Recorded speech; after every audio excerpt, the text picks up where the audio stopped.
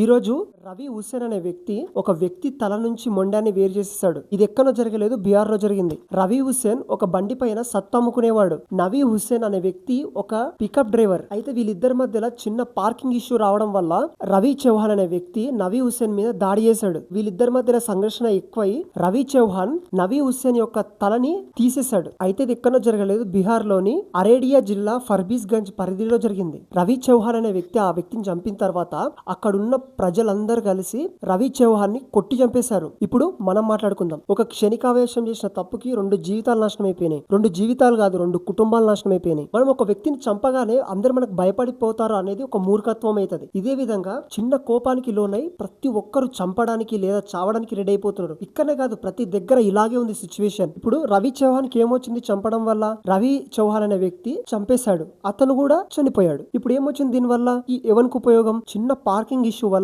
వాళ్ళిద్దరి మధ్యలో గొడవ స్టార్ట్ అయ్యి ఒక్కసారితో సాల్వ్ అయ్యేది ప్రాణాల మీదకి తెచ్చుకున్నారు. మొత్తం 2 ప్రాణాలు పోయినాయి. ఇప్పుడు వాళ్ళిద్దరు చనిపోయారు, అయిపోయింది. మరి వాళ్ళ ఫ్యామిలీస్ పరిస్థితి ఏంటి? సరే, ఇప్పుడు ఇదంతా వదిలేస్తే ఇప్పుడున్న యూత్ కూడా ఇలాగే స్టార్ట్ అయిపోయింది. కొట్లాటలు, గొడవలు, మా గ్యాంగ్ గొప్ప, మేం గొప్ప అని చెప్పేసి ఒక్కొక్కడు కొట్టుకు చేస్తున్నారు. నా యూత్ కి నేను ఒక్కటే ఒక విషయం చెప్తున్నా, మనం ఎంత తగ్గి ఉంటే అంత ఎదుగుతాం. ఎంత రెస్పెక్ట్ ఇస్తే అవతల నుంచి కూడా మనకు కూడా అంతే రెస్పెక్ట్ వస్తుంది. ఇప్పుడు నువ్వు ఒక్కరివే చేయగలవు అంటే ఎవడు చేయలేడు. నీతో పాటు నలుగురు ఉంటేనే ఏదైనా చేయగలవు. కాబట్టి ఆ రెస్పెక్ట్ ని మనం కాపాడుకోవాలి. అదే విధంగా అవతల వాళ్ళకి మనం రెస్పెక్ట్ ఇవ్వాలి. ఇక నేనే తోపు, నాకన్నా తోపు ఎవ్వడు లేడు అని ఒకసారి మీరు ఫీల్ అయితే మీ డౌన్ ఫాల్ అనేది స్టార్ట్ అవుతుంది. క్షణికావేశంలో చేసిన తప్పుకి జీవితాలు నాశనం అయిపోతున్నాయి. కంటెంట్ నచ్చితే లైక్ చేయి, అదే విధంగా సబ్స్క్రైబ్ చేయి. నేనున్నానని మాత్రం అస్సలు మర్చిపోకు.